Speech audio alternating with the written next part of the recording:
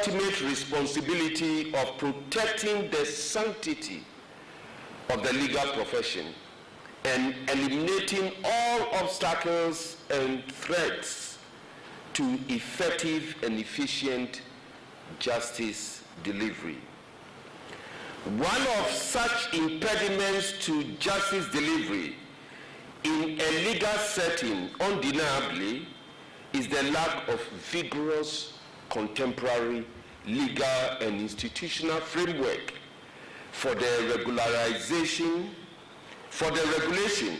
of ethical conduct among legal officers. Yet the story of the Ghanaian legal system has been outstanding and exemplary.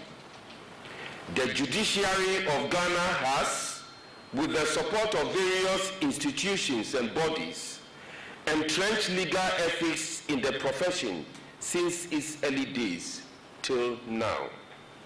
From the enactment of various legislation on legal and professional ethics, including codes of conduct and ethics for lawyers, judges, and other stakeholders, to its incorporation in our professional legal education and enforcement by the courts, the General Legal Council and other relevant institutions, we have extraordinarily solidified the ethical pillars of our legal system. One to be proud of.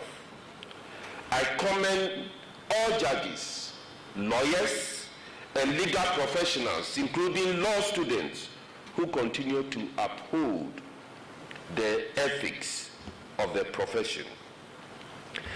But we cannot be complacent. We need to remain committed to these values as our legal system, our profession, and society progresses.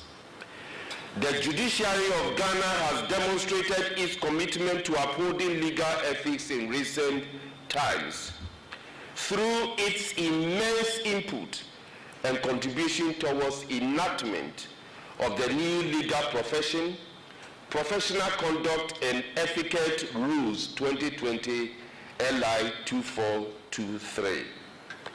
This new piece of legislation has significantly augmented the legal and regulatory regime for legal professional ethics in Ghana and brought us in line with global standards. The rapid expansion of the legal profession and the frontiers of the law in Ghana necessitates a more robust framework for ethical regulation. The judicial arm under my direction will continue to support, invest in, and partner with institutions such as the ACLE to promote the continuous professional education on legal ethics among legal professionals in Ghana. We must leave no stone unturned. Furthermore, the Ghanaian courts have, in many of its pronouncements and decisions, underscored the importance of judicial ethics among lawyers and in the work of the courts. Lawyers and judges have consistently been held to the utmost standards of professional ethics, and those who have fallen foul of these standards have been made to face the full rigors of the law. This we have, with the support of the Ghana Bar Association and other relevant stakeholders, done and will continue to do without fear or favor. I want to again emphasize in the strongest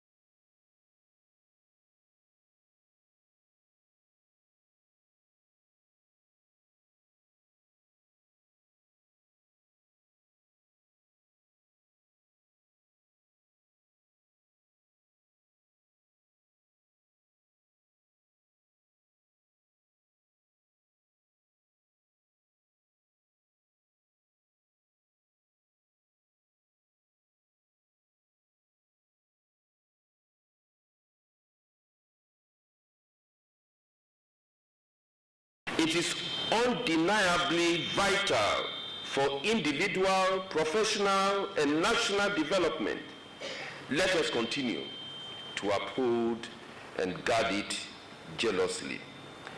The wealth of professional and practical experience that the resource persons and facilitators for this training program wield assures me that not only will this be another training program on ethics, it will effectively shape your career's journeys and aspirations. Most importantly, this 4-day workshop will position you to contribute meaningfully to our national development. I wish you a fruitful training. Thank you, and I'm grateful for your attention. Thank you.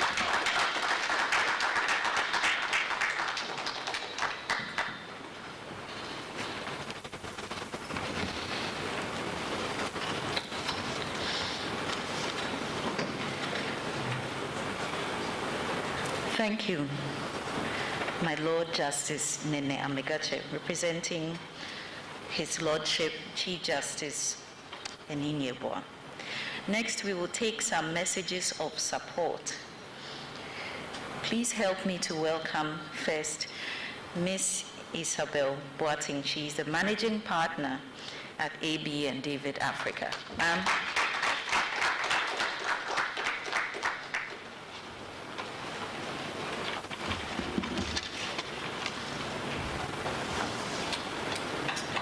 Mr. Chairman, His Lordship Justice Nene Amegache, Justice of the Supreme Court of Ghana, Her Ladyship Georgina Wood, former Chief Justice of Ghana, Honorable Diana Asunaba Dapa, Deputy Attorney General, Heads of Faculty, President of the Ghana Bar Association, distinguished ladies and gentlemen, students, good morning. It's a pleasure to be here and to be associated with the African Center on Law and Ethics. The commitment of the Center to demystify the law and encourage ethical practice resonates with the ethos that underpins who we are and what we do at AB and David. My message is to share briefly the not so obvious reasons why AB and David will support a training program like this. I'm going to start off my remarks with an opening which was not planned. You see, my husband has an uncanny penchant for listening to the history of the great scientists of our time, at decimals that will rattle even the EPA, which means my sons and I are rebellion. I clogged my ears. But last night, I was enthralled by the account of one of the scientists, Count von Rumford, in the book, A Short Story of Nearly Everything by Bill Bryson. I will tell you why it spoke to me presently, and hopefully you will understand why I'm talking about some 19th century scientist and a program on legal ethics. Count Rumford was an American-born British physicist, the world's foremost authority on thermal dynamics. Great man by all standards. The account of his life, which I have found most interesting, are encapsulated in these lines and permit me to read. Count von Rumford, despite the grandeur of his title, began his life as plain Benjamin Thompson. He was dashing and ambitious, handsome in feature and figure, exceedingly bright, with moments of courage, and this is what caught my attention, but untroubled by anything so inconveniencing as a scruple. This last line pierced my clogged ears, and for the rest of the evening, I was a willing member of my husband's audience. Now, why does it strike me so powerfully? I just thought about what many of us as lawyers or would-be lawyers bring to our professions. Intellect, charisma, pedigree, real or contrived, our courage, our ambition. But in spite of all of that we bring, what will really define us, for good or ill, are our scruples and ethics. And that's why there can never be enough of training and learning about ethics, and that's why AB and David will support this. I know there'll be several sessions on ethics and our duties as lawyers, but since I have the platform, I just want to share two home truths that as managing partner and lecturer I see play out as we engage with lawyers of today and the new generation of lawyers that we are churning out. We are at a time when we are encountering a demographic where you have different generations of lawyers in the profession. You have the traditionalists, the baby boomers, the Generation Ys, the millennials, and Generation Z, all viewing ethical standards from their own lenses. There is a temptation that as older lawyers, we may be so seized in our need to protect the integrity of the profession that we may close the door to innovation, whilst on the other hand, younger lawyers tend to view rules and